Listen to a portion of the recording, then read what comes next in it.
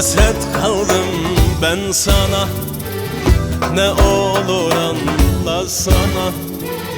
Bir gün değil bir ömür hep yanımda kalsana.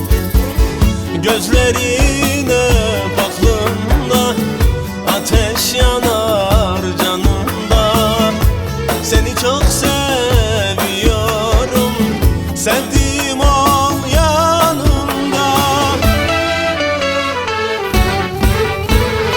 Özledim, çok özledim, yollarını özledim. Belki gelirsin diye sabaha dek bekledim. Özledim seni, özledim, yollarını gözledim. Belki gelirsin diye sabaha dek bekledim.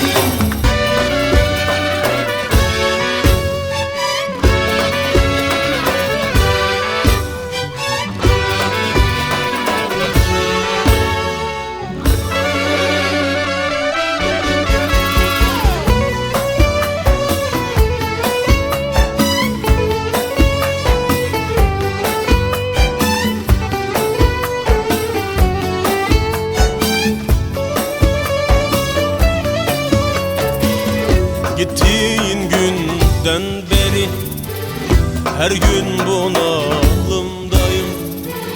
Sensizlik ağır geldi, ben yoğun bakımdayım.